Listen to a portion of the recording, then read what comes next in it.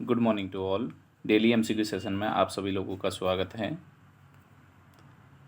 जिन्होंने हमारे चैनल को लाइक एंड सब्सक्राइब नहीं किया है, प्लीज़ लाइक एंड सब्सक्राइब करें एंड बेल आइकन का बटन ज़रूर प्रेस करें, जिससे आपको हमारे नए वीडियो का नोटिफिकेशन मिलता रहे।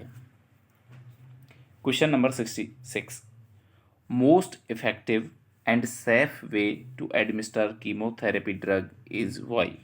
कौन से रूट के द्वारा सबसे इफ़ेक्टिवली और सबसे सेफ तरीके से हम जो कीमो मेडिसिन्स होती हैं, मतलब जो कैंसर की मेडिसिन्स होती हैं, उनको हम एडमिनिस्टर कर सकते हैं।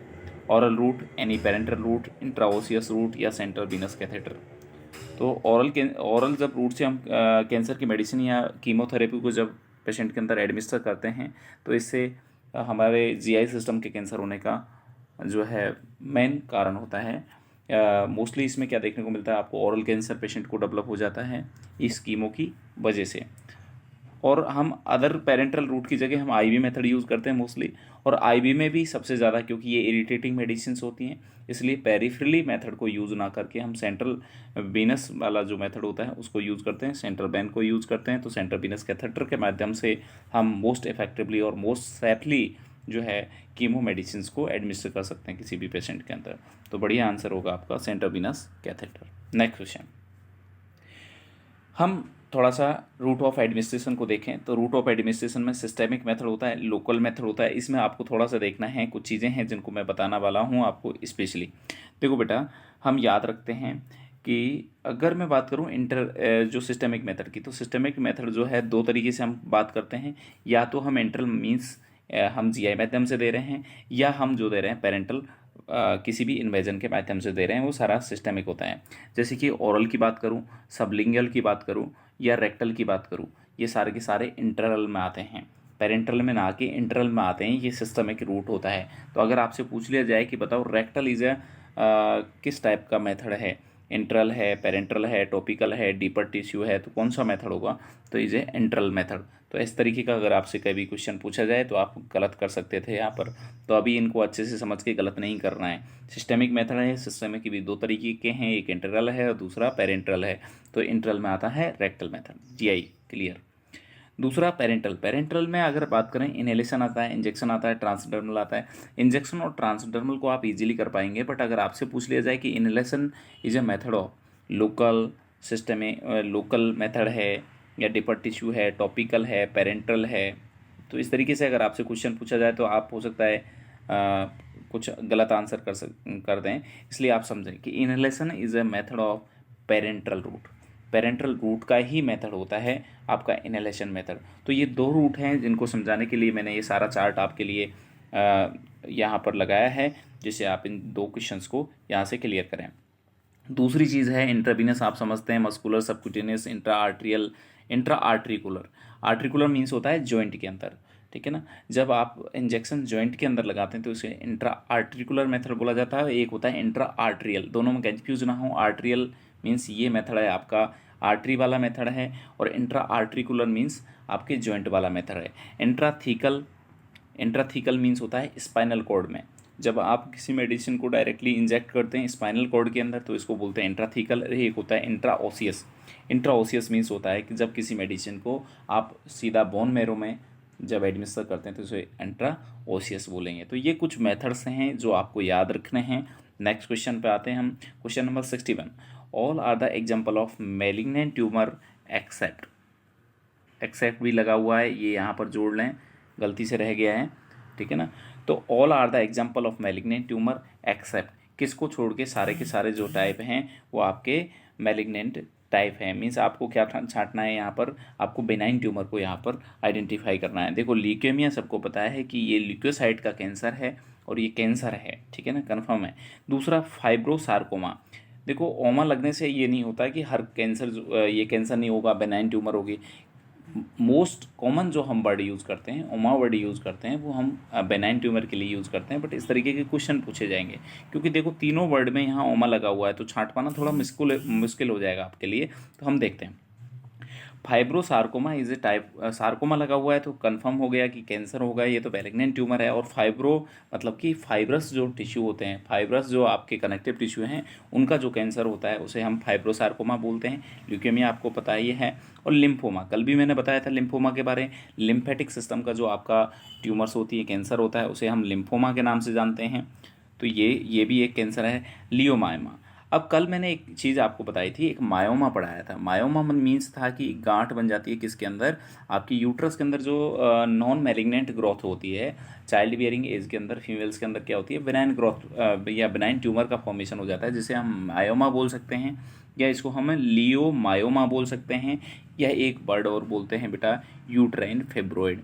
ये तीनों एक ही के नाम हैं, इसमें आप कन्फ्यूज़ ना हों। यूट्राइन फिब्रोइड बोले, मायोमा बोले या लियो मायोमा बोले, तीनों का मतलब ये है कि यूट्रस के अंदर बिनाइन टाइप की ग्रोथ बन गई है, वहाँ पर बिनाइन टाइप की ट्यूमर बन गई है, उसे हम लियो मायोमा बोलते हैं।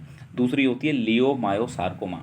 लियो मायोसार्कोमा अगर पूछा जाए तो ये स्मूथ मसल्स का क्या होता है, कैंसर होता है, मैलिग्नेंट ट्यूमर होती है। यहाँ लियो मायोसार्कोमा अगर होता तो ये कैंसरस ग्रोथ होती है, ये मैलिग्नेंट ग्रोथ होती है, जो कि स्मूथ मसल्स, जहाँ भी बॉडी के अंदर स्मूथ मसल्स है, लाइक आपकी स्टोमक हो सकता है, आपकी इंटेस्टाइन हो सकती हैं, आपकी ब्लड वेसल्स हो सकती हैं, और यूट्रस के अंदर भी हो सकती हैं। तो यूट्रस के अंदर भी अगर स्मूथ मसल्स के अंदर कैंसरस ग्रोथ हो रही है तो उसे हम क्या बोलते हैं, लियोमायोसार्कोमा बोलते हैं। जबकि अगर बेनाइन ग्रोथ होगी तो उसे हम क्या बोलेंगे, लियोमायोमा बोलेंगे। तो यहाँ पर आपको बताना था कि कैंसरस मैलिग्नेंट ट्यूमर को छोड़ के आपको आंसर बताना था, मीन्स आपको बेनाइन ट्यूमर बताना था, तो आंसर आपका हो गया लियोमायोमा। इसका क्वेश्चन को भूले नहीं कि लियोमायोमा को ही हम मायोमा बोलते हैं और लियोमायोमा को ही हम फिब्रोइड ट्यूमर बोलते हैं। ठीक है, next, commonest type of cancer of breast is, मतलब कि जो ब्रेस्ट के अंदर कैंसर होता है वो कौन से टाइप का कैंसर मोस्टली देखने को मिलता है। तो सबसे पहले हम ब्रेस्ट की स्ट्रक्चर देखेंगे। बेटा जो ब्रेस्ट का जो डेवलपमेंट होना स्टार्ट होता है वो लगभग सेकेंड रिब से लेके 6th रिब तक इसका डेवलपमेंट होता है। इसके नीचे, अगर ब्रेस्ट के नीचे बात करूँ तो 2 मसल्स पाई जाती हैं, कई बार क्वेश्चन पूछा जाता है, इनको याद रखें। पेक्टोरलिस माइनर और पेक्टोरलिस मेजर जो मसल्स होती हैं मोस्ट कॉमनली इसके नीचे प्रेजेंट हैं। ये आपकी चेस्ट की मसल्स हैं, मीन्स आपके ब्रेस्ट के नीचे कौन सी मसल पाई जाती है, या ऐसे क्वेश्चन पूछ सकता है, विच of the following muscles present in the base of the breast, breast के बेस में कौन सी मसल प्रेजेंट होती है। तो 2 मसल्स प्रेजेंट होती हैं, पेक्टोरलिस माइनर और पेक्टोरलिस मेजर मसल्स प्रेजेंट होती हैं, ये आपको पता होना चाहिए। दूसरी चीज़ आपको याद होना चाहिए कि यहाँ पर एक लीगामेंट प्रेजेंट होता है इन दोनों के बीच में, जिसे सस्पेंसरी लीगामेंट बोला जाता है।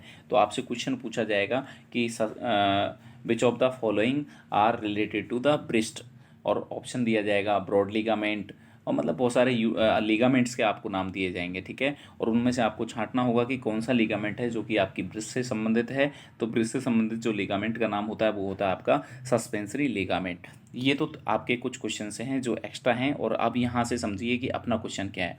अपना क्वेश्चन ये था कि ब्रेस्ट के अंदर सबसे कॉमन कैंसर कौन सा होता है, commonest type of cancer in breast. Breast के अंदर जो कैंसर होता है हम देखते हैं कि फीमेल के अंदर, अर्बन एरिया के अंदर मोस्ट कॉमन टाइप का जो कैंसर होता है वो ब्रेस्ट होता है, और रूरल एरिया के अंदर most common type of cancer is cervix cancer होता है।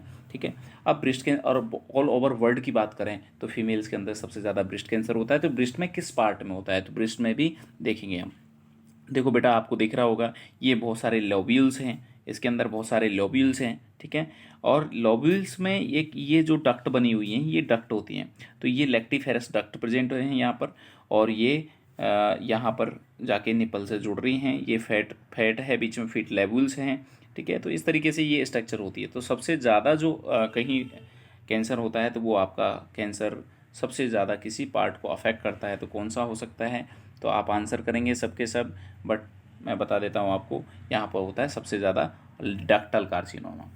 तो इसको ना भूलें, बहुत इंपॉर्टेंट क्वेश्चन है, बहुत इंपॉर्टेंट क्वेश्चन है कि आप कौन से पार्ट को जो है ब्रेस्ट के अफेक्ट करता है ब्रेस्ट कैंसर, तो डक्टल पार्ट को अफेक्ट करता है। क्लियर, अदर क्वेश्चंस भी आपने देख लिए।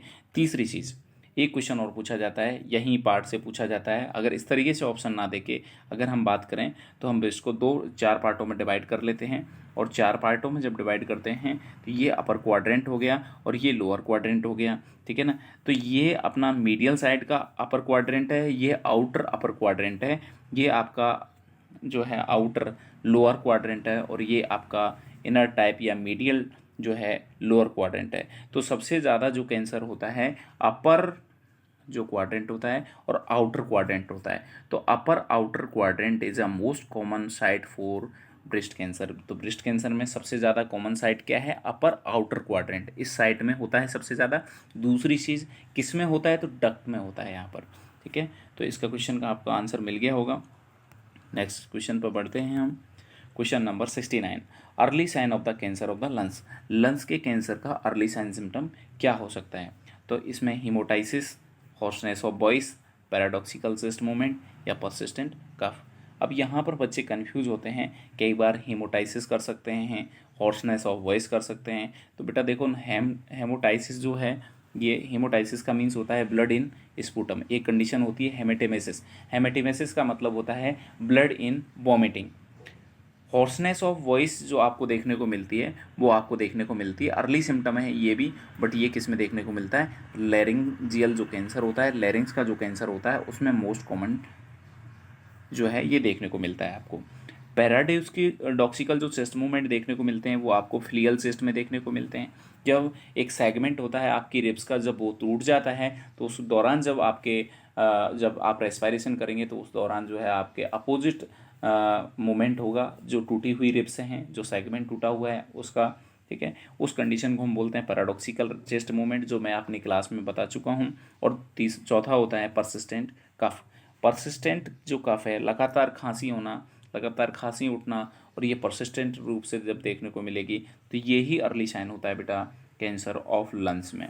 तो लंग्स कैंसर को आप ध्यान रखें, लंग्स कैंसर बहुत इंपॉर्टेंट हो जाता है, क्योंकि मेल में ज़्यादा पाया जाता है। तो इस वजह से इसका अर्ली साइन क्या होता है? तो इसका अर्ली साइन होता है परसिस्टेंट कफ,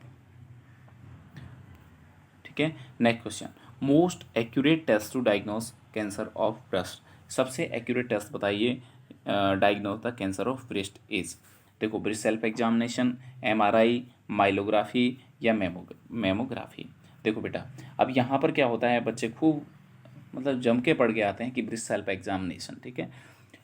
तो आप समझें बात को, यहाँ पर लिखा हुआ है, पहली चीज़ तो लिखा हुआ है डायग्नोस, यहाँ पर स्क्रीनिंग नहीं लिखा हुआ है। दो वर्ड होते हैं, एक स्क्रीनिंग होता है और एक वर्ड होता है डायग्नोस। स्क्रीनिंग वर्ड तब हम यूज़ लेते हैं जब उस पेशेंट के अंदर उस डिजीज़ से रिलेटेड कोई साइन सिम्टम नहीं है, फिर भी हम उसकी जांच कर रहे हैं उस डिजीज़ को। जैसे हम ब्रेस्ट सेल्फ एग्जामिनेशन कर रहे हैं, बट हमें किसी भी तरह का ब्रेस्ट के अंदर कोई अबनॉर्मलिटी नहीं है, ना उस पेशेंट को पेन होता है, ना किसी तरह का उसमें डिस्चार्ज आ रहा है, फिर भी हम ब्रेस्ट सेल्फ एग्जामिनेशन कर रहे हैं नॉर्मली अर्ली फाइंड आउट करने के लिए कि उसमें कभी ब्रेस्ट के कैंसर के चांसेस बने, तो उसमें अर्ली हम साइन सिम्टम को हम अर्ली आइडेंटिफाई कर पाएँ, ठीक है। अभी उसमें किसी भी तरह का कोई साइन सिम्टम नहीं है।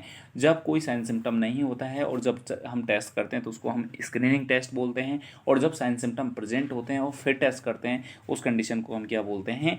डायग्नोस्टिक टेस्ट बोलते हैं। जैसे कि अभी आप बिल्कुल एकदम हेल्दी हैं और आप जाके आपका ब्लड शुगर चेक करवा रहे हैं, या आपका यूरिन टेस्ट करवा रहे हैं, आपका ब्लड टेस्ट करवा रहे हैं किसी भी चीज़ के लिए, आपका जो है नॉर्मली आपके मिनरल्स टेस्ट हैं वो करवा रहे हैं, विटामिन्स देख रहे हैं आपके ब्लड के अंदर, थायराइड का लेवल देख रहे हैं, कोई भी हार्मोनल लेवल चेक करवा रहे हैं, तो ये नॉर्मल स्क्रीनिंग टेस्ट है। बट आपको नॉर्मली क्या हो रहा है, आपको भूख नहीं लग रही है, ठीक है, आपको कोई प्रॉब्लम हो रही है, आपको जब आप मिक्चुरेट कर रहे हैं तो उसमें बर्निंग हो रही है, आप तब जाके आप यूरिन टेस्ट करवा रहे हैं, यूरिन का टेस्ट करवा रहे हैं, then it is a non age diagnostic test. But when there is a no any type of the sign symptom present और फिर भी आप टेस्ट करवा रहे हैं, तो उसको हम बोलते हैं स्क्रीनिंग टेस्ट। तो बेटा यहाँ डायग्नोस लिखा हुआ है, डायग्नोस का मतलब है साइन सिम्टम प्रेजेंट है, और जब साइन सिम्टम प्रेजेंट होते हैं तो हम टेस्ट करवाना पड़ेगा, हमको मेमोग्राफी करवाना पड़ेगा, कन्फर्मेट थोड़ा सा उसको कंफर्म करने के लिए, ज़्यादा एक्यूरेसी के लिए। ब्रेस्ट सेल्फ एग्जामिनेशन जो है हमको आइडिया देता है, ये थोड़ा ज़्यादा हमको एक्सप्लोर कर पाएगा। तो मेमोग्राफी एक तरीके से radiological examination of the breast होता है, जिसमें हम आइडेंटिफाई कर पाते हैं कि इसमें कैंसर है या नहीं है, ठीक है। माइलोग्राफी क्या होता है? माइलोग्राफी होता है कि आपको ये भी रेडियोलॉजिकल एग्जामिनेशन होता है, जो जिसमें आपको अबनॉर्मलिटीज़ और जो प्रॉब्लम्स हैं वो आइडेंटिफाई करता है, ये किसमें? स्पाइन के अंदर, ठीक है। तो इस तरीके से एक मशीन होती है अपने पास में जिसमें हम क्या करते हैं, मेमोग्राफी करते हैं। यहाँ से ऊपर से एक्स रे बीम आती हैं और ये क्या होती हैं, आपकी ब्रेस्ट को यहाँ से फ़ोटो लेंगी और इस फ़ोटो से आप आइडेंटिफाई कर पाएंगे कि ये इसमें कैंसर है या नहीं है। तो ये रेडियोलॉजिकल टेस्ट होता है जिसमें हम ये करते हैं। तो इस क्वेश्चन का जो आंसर होगा आपका answer number D. Thank you so much. अगर आपने हमारे चैनल को लाइक एंड सब्सक्राइब नहीं किया है तो प्लीज़ लाइक एंड सब्सक्राइब करें। और हमारा व्हाट्सअप ग्रुप नंबर है 9770968699। तो अगर आपको हमारी लाइव क्लासेस ज्वाइन करनी है तो आप इस पर भी हमें मैसेज कर सकते हैं। और प्लीज़ बेल आइकन का बटन प्रेस ज़रूर करें जिससे आपको हमारे नए वीडियो का अपडेट मिलता रहे। Thank you so much.